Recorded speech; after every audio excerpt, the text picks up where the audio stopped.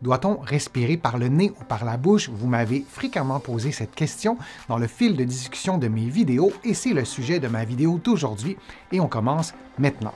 Je suis Denis Fortier. Si vous êtes nouveau ici sur ma chaîne YouTube, je vous conseille de vous abonner en cliquant sur le coin inférieur droit de l'écran. Vous pouvez aussi vous abonner gratuitement à mon infolettre en visitant mon site web, le www.denisfortier.ca. Maintenant, le sujet de la respiration, vous le savez, ça me passionne, je vous en parle abondamment dans mon livre « Va prendre l'air ». Et je voulais aujourd'hui répondre à la question « Doit-on respirer par le nez ou par la bouche ?» Alors une réponse courte, on doit inspirer par le nez pour plusieurs raisons, notamment il y a des filtres à l'intérieur de cette partie des voies aériennes supérieures qui permettent donc de filtrer l'air. Donc pour la santé, c'est nettement préférable d'inspirer par le nez.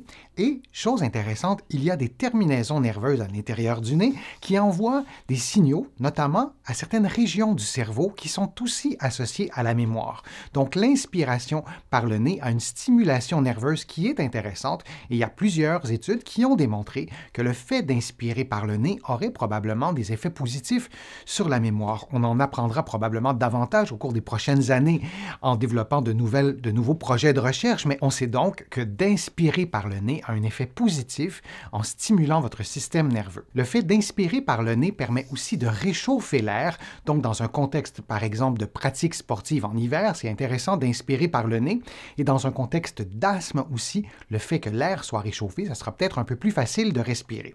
Est-ce dommageable d'inspirer par la bouche? Bien sûr que non. Dans certains contextes, lorsqu'on est congestionné, par exemple, on va inspirer par la bouche. Ce type de respiration est moins efficace, mais elle n'est pas contre-indiquée. Cependant, si vous respirez toujours par la bouche, il y aura peut-être un plus grand effort musculaire. Cela est peut-être aussi associé à d'autres problèmes respiratoires. Donc, dans le meilleur des mondes, on tente d'inspirer par le nez. Et si vous avez des problèmes respiratoires, le fait d'inspirer par la bouche, évidemment, le volume d'air qui peut entrer dans votre bouche et dans vos voies aériennes supérieures est plus grand que si vous inspirez par le nez. Alors, ça peut être aussi un avantage dans un contexte de difficulté respiratoire.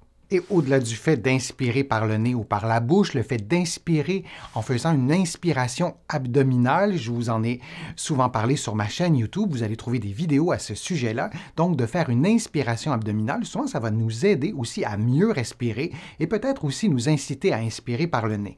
Maintenant, pour l'expiration, on expire par le nez dans la vie de tous les jours. Dans un contexte de pratique sportive, on peut expirer par la bouche, ce qui facilite parfois l'expiration. Et si vos voies aériennes sont en partie obstruées, vous allez choisir automatiquement, intuitivement, d'expirer par la bouche. Un dernier conseil, lorsqu'on fait un effort musculaire, en général, on tente d'expirer et on inspire lors du relâchement, particulièrement dans un contexte d'exercice et d'exercice thérapeutique.